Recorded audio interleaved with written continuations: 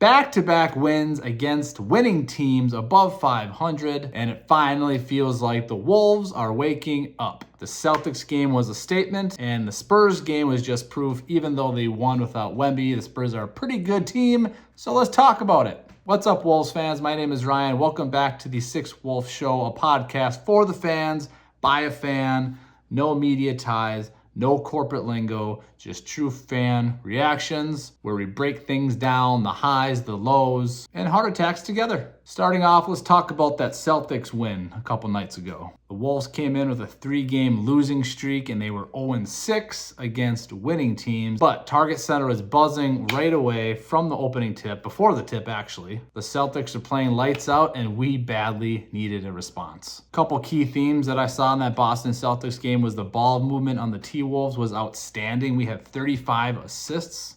The defense really tightened up. The Celtics shot 56% in the first half, but only 34% in the second half, which was a huge reason why I think the T-Wolves won that game. Jaden McDaniels, he's been a little bit quieter lately on the offensive end, but on the defensive end, he's been a quiet hero for us, especially during that Celtics game and also against the Spurs game. Donte, he's starting to heat up. He was 4 for 6 from the three-point line in the Celtics game. And the Wolves went on a 17-6 run to close out the game. Ant hit some big-time threes, tough battle, and we closed out the win. This is the version of the Wolves that we expected this year. Connected, physical, moving the ball, and defending like crazy. Now let's talk about that Spurs game. So as we're going into the Spurs game, we're thinking, was that Celtics game a fluke? The Spurs entered the game last night 13-5. They were 5th in the West, so this was a tough battle coming in for the Wolves. No Wemby, but the Spurs are 5-1 without him going into last night's game. So again, Spurs basketball, they're very disciplined. They move the ball around. They have great depth. So without Wemby, it was still a challenge. The Spurs came out hot, shooting 63%, and the Wolves were just sloppy, kind of going back to the old ways, turning the ball over, not really looking like they're awake or bringing that intensity like they should be. Again, inbound mistakes, just late, taking the ball and throwing it in with not a lot of urgency or really paying attention. Not boxing out our man again. Ant in the first half was unstoppable. He had 14 points in the first quarter.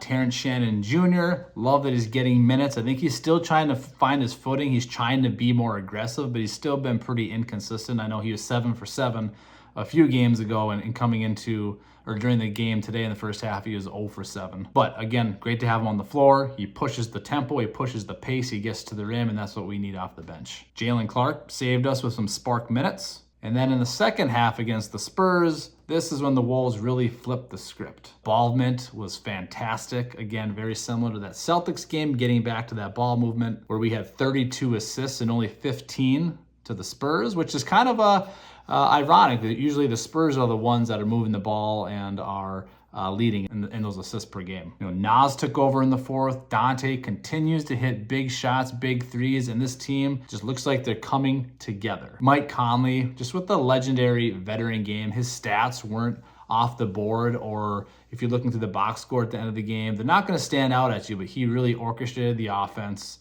He hit some big time shots, and just his presence on the floor, his leadership, his veteran presence, I think really calms our guys down, and they want to win for Mike too. And give props to Finch. We were giving him some hell the last couple games for his decision making, but he rolled with a very small lineup. Rudy, I don't think even got in the second half, even though he's been playing very well this year, protecting the rim, doing a lot of the things that, again, don't show up on the box score, but Finchy rolled with the smaller lineup. And Anthony Edwards, again, with a superstar performance. Against the Spurs, Julius Randle, again, solid performance, 22 points, 12 assists, and he was a plus 30 on the floor. And that's just been what Julius Randle has been this year. So again, all those trade talks, all those rumor talks, I hope we can put this to bed because he's a huge leader on our team. He's a core member of our team. Ant loves playing with them, and he just brings that dog mentality. Ant had 32 points, 6 boards, 3 assists. Donte had 18 points. He's 4 for 5 from the three-point line. That was huge.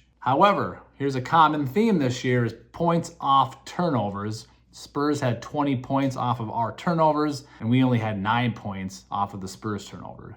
And a very cool stat that I'm sure all of you saw if you watched the game, they had the camera on Ant on the sideline. When Ant became the franchise leader in 30-plus point games at over 100, at 102 right now, which is crazy thinking back to the KG days. Ant, again, he's only, 22, 23 years old, and he's just really ascending in year 6 of the NBA.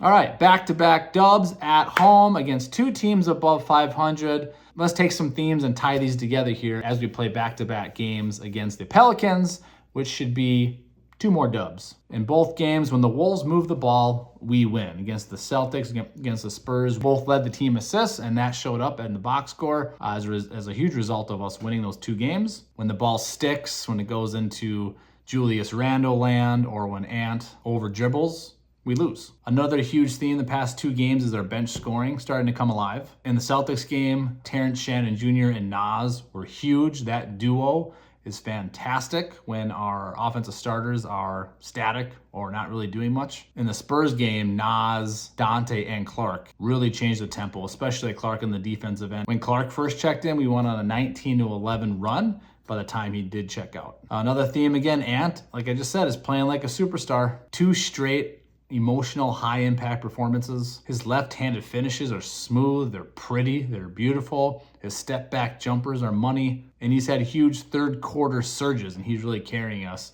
I believe as of today, in the third quarter, he's the 2nd leading scorer in the NBA, just behind SGA. Another theme, Finch adjustments. Finch has been riding the hot lineups and not changing it just to change it, or throwing Rudy in there or Mike Conley in there because they're veterans and they've been in the league. No, he's putting the lineup in. He's keeping them out there if they're performing well together. I think he gave TSJ and Clark the exact minutes that they needed. And I really think he's using Mike Conley very well. You can tell every time Mike's in there, he's got more of a spurt, more of a quickness about him than I think he had in the beginning of the year. And I just think some of the gaps of rest that he's getting is really paying off for how much energy he's bringing on both sides of the court. And I think now we're starting to see an identity shift with this team. This team finally looks like it knows who it is. Physical, connected, organized, poised, and together. And just a few episodes ago, we talked about how they did not look like that. If these Wolves show up consistently, we're going to start stacking wins even faster. Thanks for tuning in, everybody. Hit that like button, hit that subscribe button, and let's keep building this together. Go Wolves!